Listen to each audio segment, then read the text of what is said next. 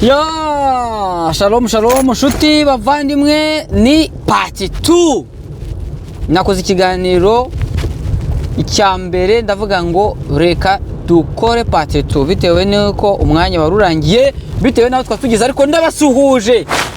Mwiriwe mumeze mute twebwe ko tuve mu ishuri, ubukonje bumeze nabi, ariko ndumva ntangiye kugenda ngaruramo agashyuhe bimeze neza. Ariko niko akundi twagarutse, turakomeza ikiganiro cyacu tudatinze. Ngewe na do suza abagenzi bacu, suza abavandimwe, suza umuryango mbere yuko dukomeza. Mwiriwe neza. Aravuga nk'ushonje.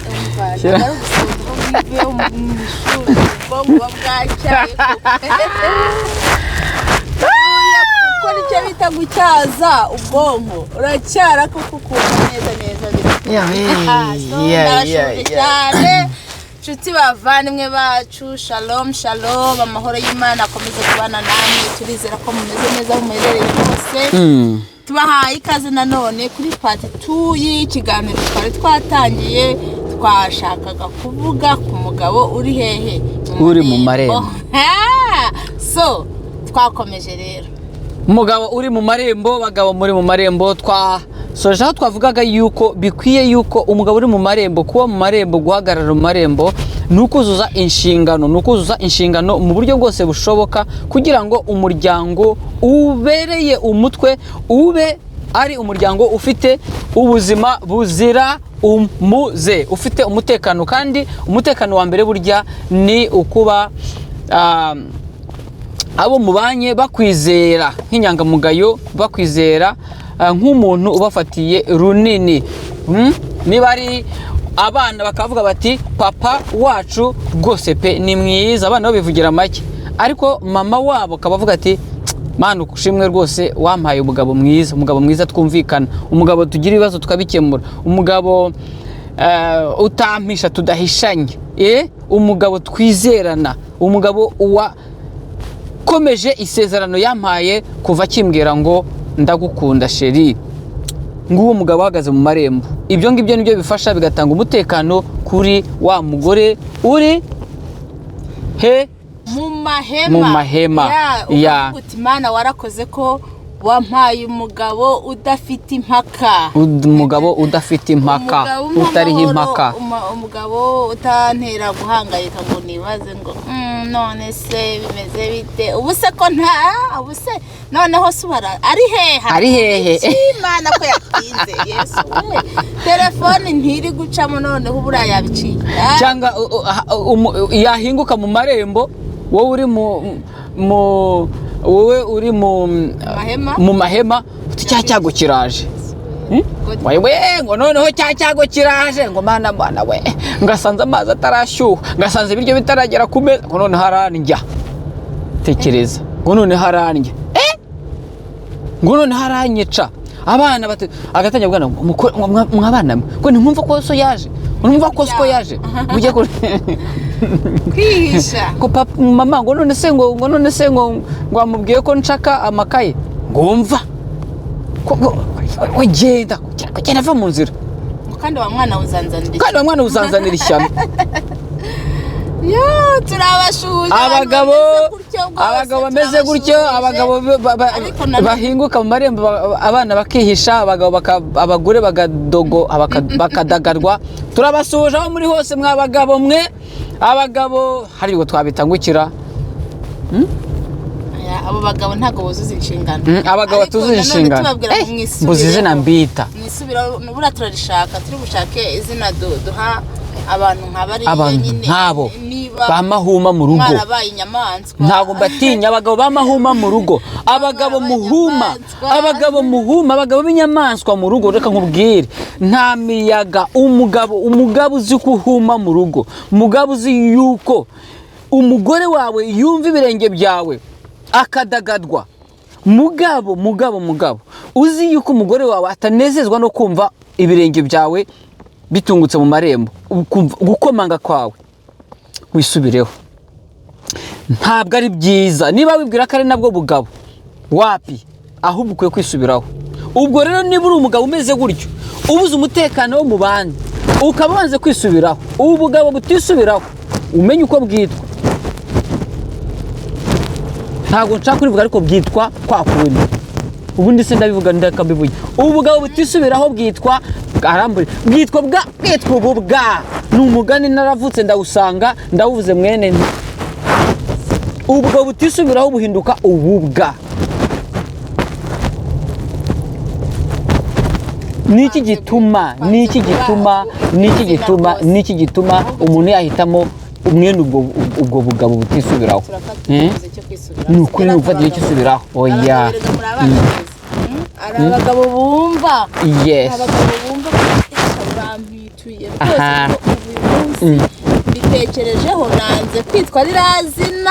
Oya, ngiye guhinduka ubundi bitwaye. Ya, niko bihinduka nukugera igihe umuntu ukavuga uti ariko nubwo maze igihe muri ibi bintu nagomeje nihagararaho, nagomeje numva yuko ari byo ariko kuri, nagomeje numva yuko ntagomba sinsuka ku cyemezo cyane, ariko igihe kirageze ngo wisubiremo urebe ese koko ni ngewe shyashya, ese koko ni ngewe ndi mukuri koko, ese wagerageza na biriya bintu.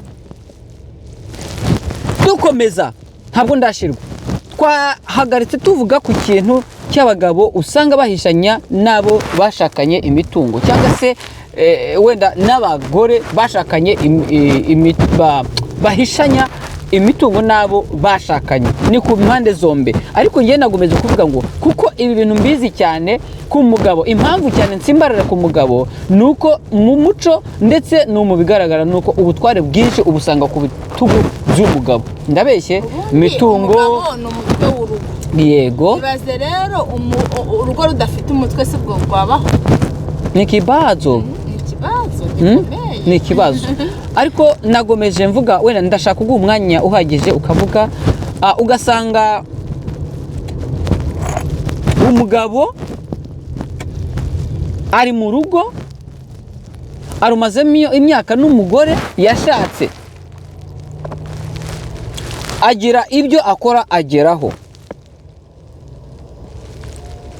cyangwa se urugo rugira ibyo rukora rugeraho, ariko igihe cyagera umugabo akumva ko ari we kamara, akabyiyitirira byose, agatesha agaciro wa mugore we. Bishoboka ko wa mugore yagize uruhare mu gushaka ya mitungo mu buryo bufatika. Mu buryo bufatika mvuga ni ubu, umugore ashobora kuba nawe akora, umugabo akabyuka akajya gukora n'umugore akajya gukora, bagashyira umutungo hamwe. Hariho n'abagabo bafite ingeso zo kumva yuko kubera ko ari umugabo bimuhesha uburenganzira bwo kugenzura umutungo wose w'umugore azanye. Nivuga kugenzura tubitandukanye, hari uguhana ibitekerezo no gushyira hamwe kugira ngo mukore planification y'umuryango mushingiye kuki, kuri income, ku byo mwinjiza. Ushobora kuba ari umushahara, ushobora kuba ari amafaranga tuvuge cyane, cyangwa se ibiva mu byo mukora bitandukanye. Ushobora kuba ari ibikorwa by'ubucuruzi cyangwa se imirimo itandukanye. Noneho umugabo akumva yuko kwa kwihagararaho n'ubwa bunyamaswa no kutava ku ijambo no kugira kamere mbi, akumva yuko ari ugomba gufata icyemezo atagishije inama umugore. Noneho hariho abakabije ntabikore kuri ya income ze, wa musaruro we, ahubwo akototera kumva ko n'ibyo umugore yakoreye agomba kubizana agashyira ku meza akavuga ati bwana nyakubahwa, dore ngibi, dore umushahara nakoreye ku kwezi nguyu, dore udufaranga nakuye aha ngaha ngutu. Ese uko uvuze ibyo bintu, hari umuntu wigeze kunganiriza, ntabwo muvuga ariko yaranganirira arangavuga ati hari umugabo nzi ati wagira ngo yanukirwaga naho umugore yahisha amafaranga. Yararehaga. Ati umugore agakora adusevinga akabika, ati umugabo nawe umunsi yaje mu rugo, urumva kameme uwo mugabo nta nubwo yabaga mu rugo, yari yarabataye, ati ariko akinjira mu rugo ahita agenda ayora akagenda, mva hagiye uwo muntu abagifite umutima koko mwana we ntahari. Noneho anaje ba bantu yasize, yataye inshingano zo guhagarara mu marembo yabo, aje kwiba. Ni umujura, ntabwo uri umujura niba umeze gutyo, wataye urugo, wataye abana, wataye umugore, basigara birwariza, hanyuma uragenda iyo ngiyo uzi iyo wagiye ngiye simpazi, nawe ntahazi cyangwa arahazi yabuze uko agira, hanyuma noneho uracunze uragarutse, ariko uje uwototera utwo yashyize hamwe kugira ngo yitunge, atunge n'abana mwabyaranye, wataye inshingano zawe, noneho urangije uradutera uragenda, uri umujura. Umunsi umwe uzafatwa, ushobora gufatwa n'umutima, ushobora gufatwa n'iminsi, ushobora gufatwa n'ibihe bikakubwira yuko ibyo wakoze atari byo. Niyo mpamvu uyu mwanya hakwiye kubaho kwikosora. Abagabo nk'aba ngaba nta nubwo wababwira uvuga bukeya, ntabwo wababwira, ntabwo aba ari kubwirwa rwose ukandakanda ushimashima, ni ukumena ikibyimba, ugasanga uri umugabo warabyaye, ugize impamvu runaka. Nari ntararangiza, nari maze kuvuga ukuntu abagabo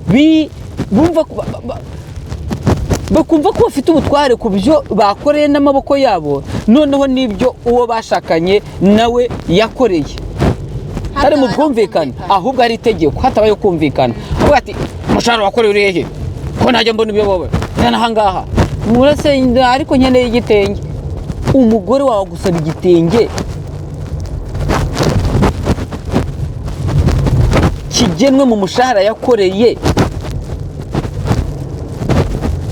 atafiteho uburenganzira ngo umugendere nkande, nk'umugabo mubi, ariko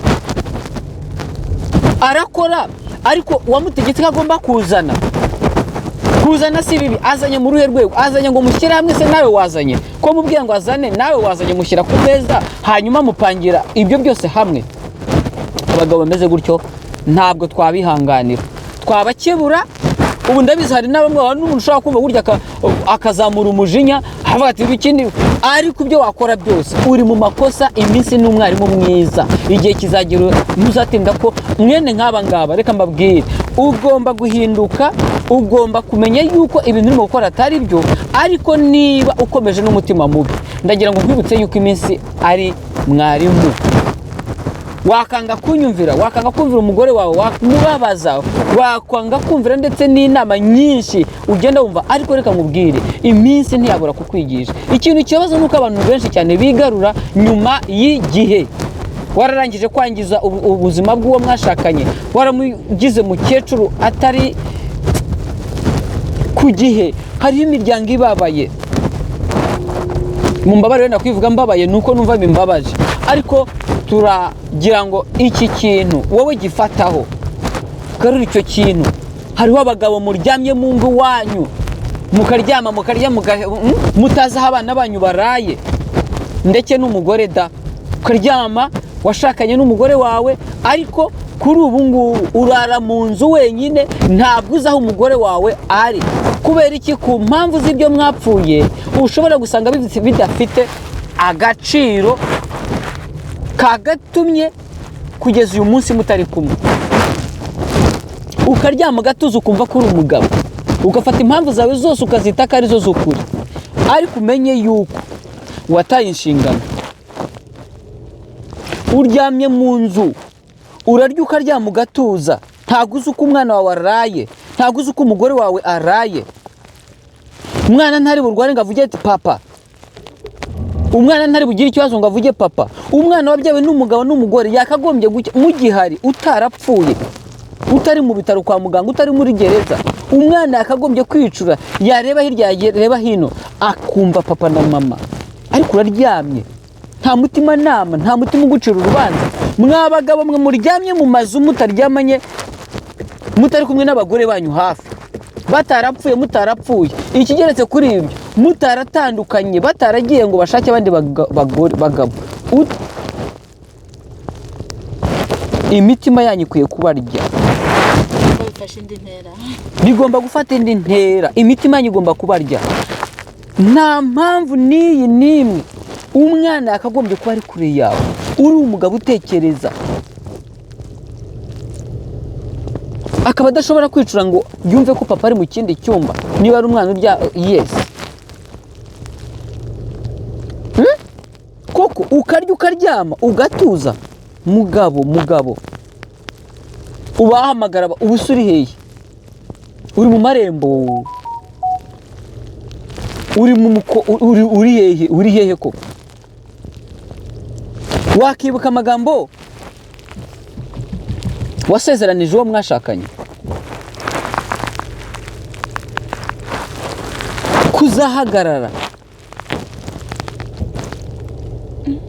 kuzahagararira umuryango nk'umutwe, nk'umugabo, nk'intwari. Ubusa uri intwari cyangwa uri ikigwari? Aha niho mbaboneye kumbabwire, umugabo wese uzi ko uryamye iwawe, ukaba uzi ko abana bawe bataryamye mu kindi cyumba, abana bavutse badafite urubanza, batagishije inama wowe n'umugore wawe mbere yo kubabyara, abana bisanze bari mu biganza byanyu. Kwitwa umugabo ni iki? Kwitwa umugabo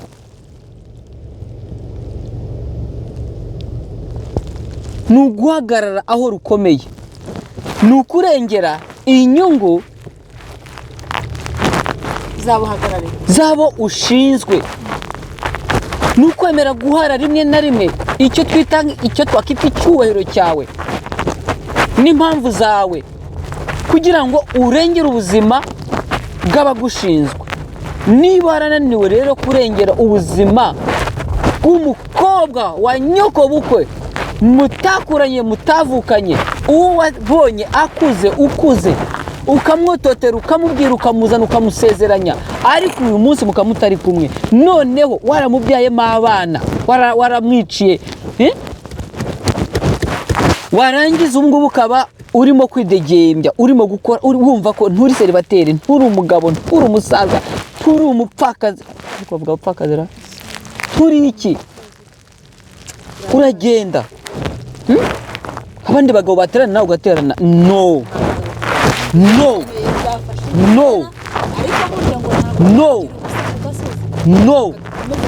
Niho mboneye, reka mvuge. Barahari, si umwe, si babiri, si batanu, si 10. Hirya no hino murahari. Kandi ubwo ari bene wacu bukuru ururimi no mu bazungu barahari. Mu Banyaziya barahari, mu Bashinwa barahari, Bahinde barahari. Bahinde bo hari famiye nzi umugabo yaberanye nabo umugore n'urugero. Noneho kubera bya bintu byitwa umuco, urumva ikintu bita umuco, aka kantu reka nkavuye. Kubera ko iwabo bubahiriza umuco cyane, bakandamiza cyane igitsina gore, ntago bemera yuko umugore ashobora kugira impamvu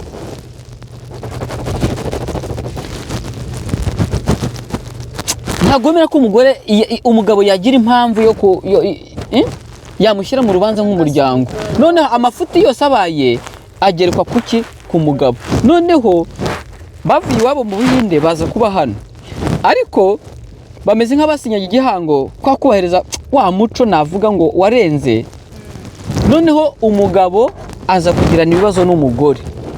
Noneho umugabo Prito aza guhamagara kwa sebukwe mu Buhinde, ati umukobwa wanyu gutya na gutya arananiye, none ngewe rwose ndumva ntumbaze ibyo yamureze, ntabwo nari mpari, ariko ibyo byarabaye. Icyo bakoze kwa sebukwe bahise bahamagara umukobwa, baravuga bati urananiranye, nta no kumubaza ngo none byagenze gute. No, kubera ko mu muco wabo, mu yongirwa muco, bivuga yuko nta mpamvu n'iyi n'imwe umugabo ashobora kuba ikibazo ku mugore. Uzi icyo bakoze? Bahise bamutumizaho kwa se umukobwa, bamutumiza inama ngo bamuhane. Inama yo kumuhana ntabwo ari inama yo kugira ngo wumve ikibazo, bamuhane.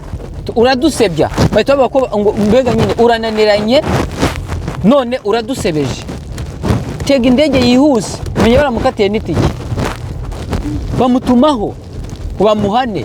Urumva kumuhana harimo no gusaba imbabazi yes. Ngaho tekereza, uwo mugore ntabwo afite umuntu azabwira. Reka twigarukire iwacu, hariho abagore badafite abo babwira kubera ko abagabo babo barangije kubakandamiza. Turi mu muryango, turi muri sosiyete, abantu nk'abo ngabo tugomye duceceke,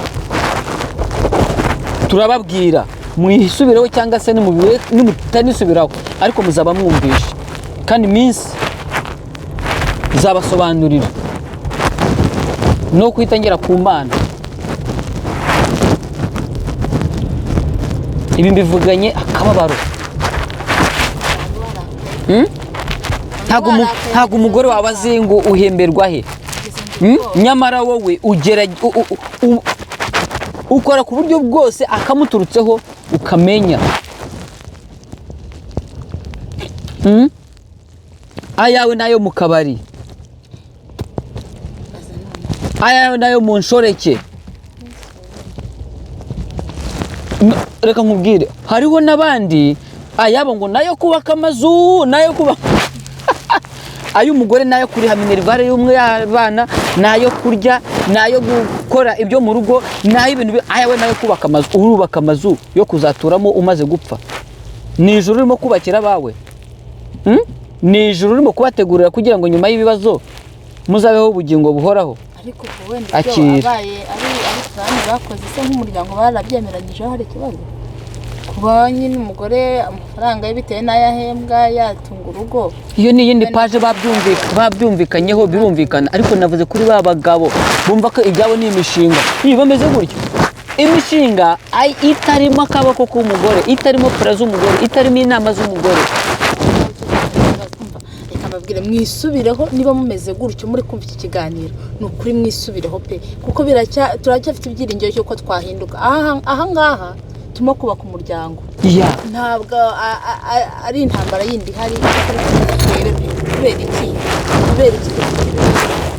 Kubera iki imiryango irushaho ibibazo, kandi ibi bibazo gutandukana.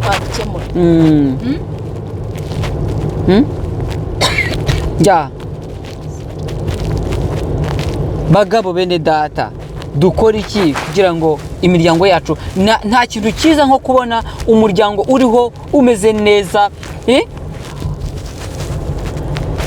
umwana abona se, akabona mama we, akumva bose abisanzuyeho. Icyo kintu wakivuze numva ndababaye, kumva ko wenda umugabo ko nyine akagira ibibazo n'umugore, ariko nimwibuke yuko ibyo bibazo muri kujyana biri kujyana no kubana mwabyaranye. Hari ijambo wakoresheje uravuga ngo ibaze wa mugabo uryamye aho mu rugo, aho uri wita iwawe mu rutamenwa urwe wubatse, ariko utazi noneho uyu munsi aho umwana wawe cyangwa se umudamu wawe bari kurara.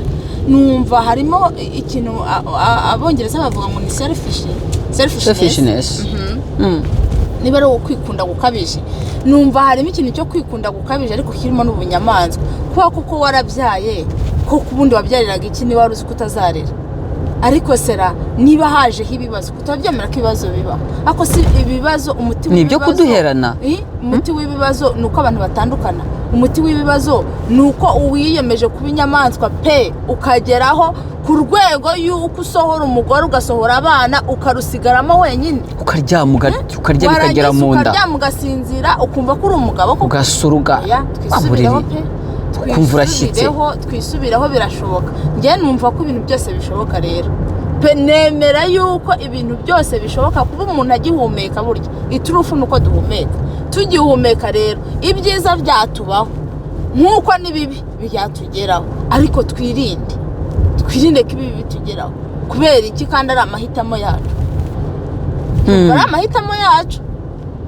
Mureke duhitamo neza, mureke duhitemo neza. Guhitamo neza ni ugusubiza amaso inyuma, umuntu agatekereza ukareba ese ko kera nari imeze. Burya reka nkubwire, hari ikintu nemera yuko bitewe n'ibihe uko bigenda bikugeraho, ushobora kugira impamvu runaka zigaguhindura, zigafata cyane kuri kamere yawe, kuko harimo abantu bagira kamere mbi. Hari abantu bagira kamere mbi zifata imyanzuro yihuse, kandi umutima nama we ukaba uba kure. Ariko niyo mpamvu kuganira bibaho. Ushobora no kugira umutima ukomeye cyane, ariko byanga bikunda burya ntago umutima wakomera ngo wumve ijambo ry'umuntu umwe, wumve amagambo y'uwa kabiri, wumve amagambo y'abantu batanu, utari wagira ikintu kikubwira ngo ariko ngeweho ndi shyashya.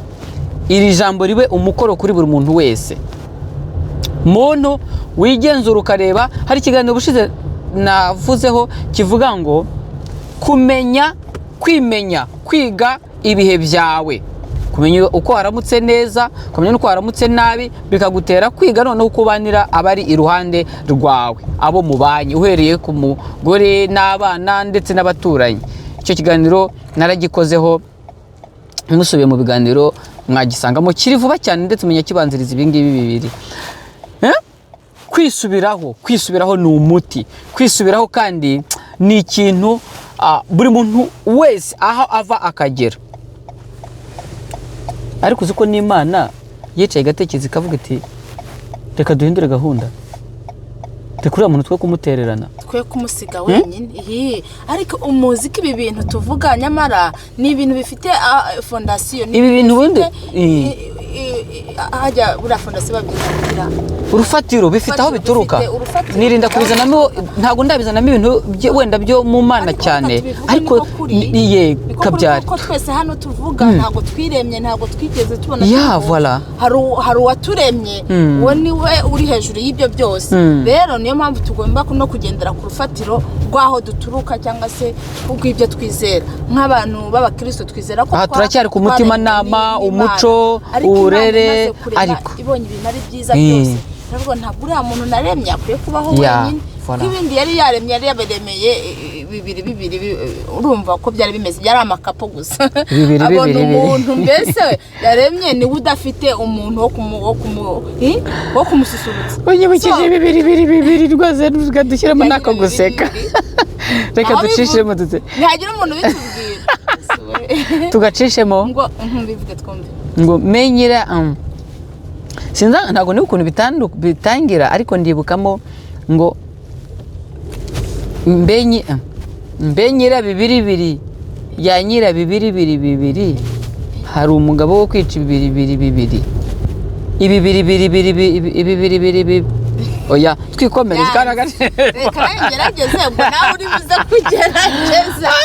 Yewe hari ibyo nibuka twize, ni nko mu wa kabiri nari mu wa mbere, nari mu wa mbere twe turi kwiga bibiri biri mu murima mu Birigi. Wa mu Birigi twaravugaga ngo bibiri biri mu murima mu Birigi. Bivuga ngo bibiri izina ry'icyo ikibiribiri ni inyoni, n'ubwoko bw'inyoni. Bibiri noneho umubare kabiri. Bibiri yes. Biri mu murima wa Mubirigi. Mubirigi ni izina ry'umuntu. Mubirigi ni izina ry'umuntu. Ariko buriya nta cyapfana n'umubirigi. Ubwo umubirigi uvuze ngo mubirigi, je narida kumva ko uwo muntu niba ari umugabo, papa we either yari umubirigi, mama we atari umubirigi. Nta wamenya aho byaturutse. Ako kari agaciyemo, turabashuhuje abarimu batwigishije mu Imana ibahe umugisha. Abakiriho turabashuhuje mwese, turabahaye yambi kuko ubumenyi dufite ni mwebwe. Umwarimu reka tumusuhuze, reka dusuhuze mwarimu wese ahantu aherereye, ndabasuhuje cyane. Abantu twiganye muri TTC yambi, abo twasangiye amaganda, ndabashuhuje cyane. Ntabwo nabyibagirwa, abo twasangiye amandazi, ntabwo nabibagirwa, imisigati n'urwabya, nibyo karagaciye. ako nako ndumva nanjye umutwe ndutse ko nari maze kuvuga amagambo akaze akora ku mutima. Ariko nshuti bavandimwe, bagabo bene data, bagabo nshuti zacu, turabakunda cyane, turanabubaha. Ariko reka twisubireho ni ukuri. Twisubireho ngira ngo tunasoza mu by'ukuri. Hari umunyarwanda wavuze ngo ntazibana zidakomanya amahembe. ntabwo mbikunda, ariko ubundi mukomanya amahembe, mutayakomanyije mwapfa. Anyway, ariko biramutse byanabayeho ko amahembe akomana, wenda guca mu ijambo, yes, ni umugani n'insigamigani, ariko abantu bajya buririra ku kintu nk'icyo bakiha impamvu zo gukora amakosa runaka. Urumva? Ntabwo ibyo twabyirengagiza. Niba ari umugani, tuwufate nk'umugani cyangwa insigamigani, tubyemere ko bibaho, ariko bye kuba impamvu, bye kuba urwitwazo rwo kugira ngo abantu babigendaho bakabigira. Ugasanga buri muntu wese ntazi nyine zidakomanya amahembe, bakabigira nk'intuza. No. Yes, reka mbibwire bavandimwe, nari mpereye kuri icyo kuko abantu benshi nicyo nyine mugenderaho, ariko reka nkubwire birashoboka ko mwabana mudakomanya amahembe. Uzi, reka nkubwire icyo ugomba gukora. Hari ibyo bita isuzuma bumenyi. Isuzuma bumenyi, interrogation. Ariko isuzuma bumenyi ryawe bwite wari ugikomojeho. Ni ukuvuga ngo mu by'ukuri n'umunyarwanda yavuze ngo ababurana ari babiri, umwe muri bo abayigiza nkana. Utambeshe wowe n'umutima wawe ni ukwemeza yuko ibintu uri gukora ari amakosa. Ubwo ubaye udafite uwo mutima ukubwira niba ibyo uri gukora ari amakosa cyangwa atari amakosa, aho naho waba nta mutima nama ufite. Ubwo nawe waba uri umuntu utuzuye, kuko umuntu wuzuye ni uko afite uwo mutima nama.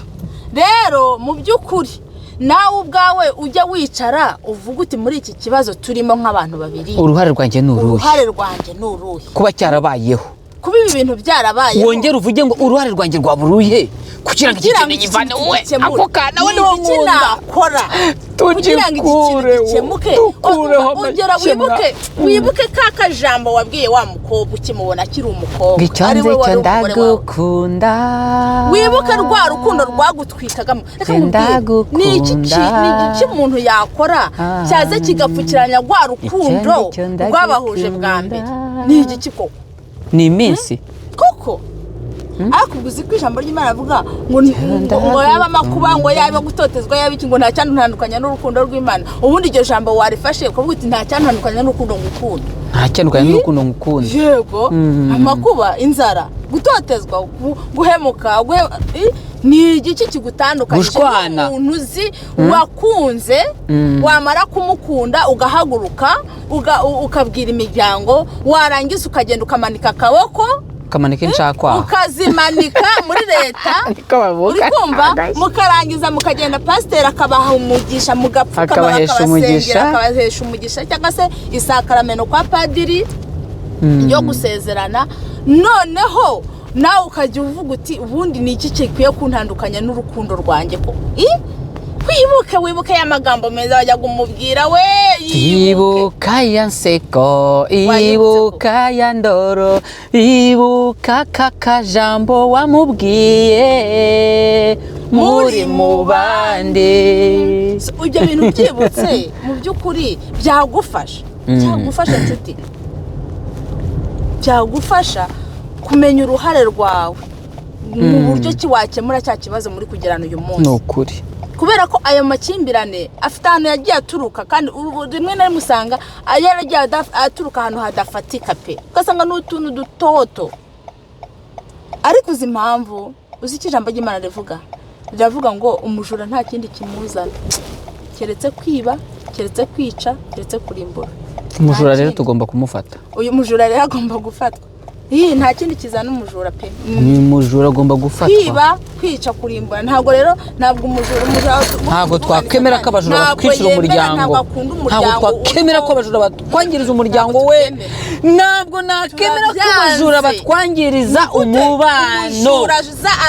Abagore bacu tugomba kubakunda, abagabo bacu tukabakunda, n'abana bacu bagakura mu biganza bidafite urubanza, bidafite urubwa. Reka dusoze kino kiganiro kuri uyu munsi tuvuga ngo isubireho. Itekerezeho, gira umwanya wo kwitekerezaho. Fata umwanya wowe ku giti cyawe urebe uti uruhare rwanjye n'uruhe muri iki kibazo. Nusobanukirwa uruhare rwawe mu kibazo ufitanye no mugenzi wawe, uzanabona imbaraga zikubwira ngo none se uruhare rwanjye n'uruhe mu gukemura iki kibazo. Ibyo ndavuga ku mpande zombi. Impande zombi muramutse mutekereje gutyo mugira ngo ibintu ntitwabikemura. Ni ukuri uzi ko twabikemura bitageze no hanze. Twabikemura nta n'undi muntu yijemo, tukabikemura turi babiri. Umva ibyo tuzakavugirangiriza. Ako kantu uzakibuke. Aka kantu ako kantu maze iminsi nkatekereza. Murabizi iby'iwawe iwanjye. Garagabura nagubizi. Iminota yatujyanye. Buriya ngewe narashize. Umva garuka usezera abantu nakagaruka. Turabakunda cyane, mukomeze nimuvugane, nimuhana amakuru, nimukominike. Mugabo n'umugore mudakominikana muba mwegereza urugo rwanyu ku manga. ariko uko mugenda muhana amakuru hirya no cyane ku buryo buhoraho bibarinda n'ibyinjira, bibarinda na bya bindi byinjira bizana ubugambo bwo hirya no hino n'amakuru areke no. So reka tubasezere tubabwira ngo nakagaruka kandi tubifuriza ibyiza. Ni Ado Vibes, umuryango mugari, umuryango ukubitira ikinyoma inzega, umuryango uza rimwe na rimwe ukandika ibyimba, umuryango mu kiganiro rimwe na rimwe tuzajya tuza tugacishamo gutebya, tugacishamo utuntu nk'utwo, ariko icy'ingenzi ni ukugira ngo turandurane ikibi n'imizi yacyo. Gake gake nirwo rugendo, kandi wowe wumva yuko ibiganiro dutanga bigukoraho, ntukumve yuko ari biguciraho iteka, kuko kuba ubasha kuba ugifite amatwi yo kubyumva ni ikimenyetso cy'uko hakiriho n'ibyiringiro by'uko twagira icyo dukora dufatanije. Kandi ntakagire uwumva yuko yicira urubanza rwo kumucisha umutwe, ahubwo twese nicyo kitubeshejeho ni ugufatikanya. Niyo mpamvu umurwayi iyo arwaye agira uwumurwaza, hakabaho n'abaganga n'abadokiteri batandukanye kugira ngo indwara runaka, burya iyo umwe ananiwe undi akananirwa, hari aho igera ugasanga noneho ibonye igisubizo, ibonye umuti. Twese hamwe nk'abitsamuye tugire tuti Ado Vibes. Shalom, mukora subscribe, mukora share, murayikinga kandi mutanga comment cyane kugira ngo twubakane. Imana ibahe umugisha. Karakagaruka. Ciao. Say ciao. Yes, shalom, turabakunda. Bye.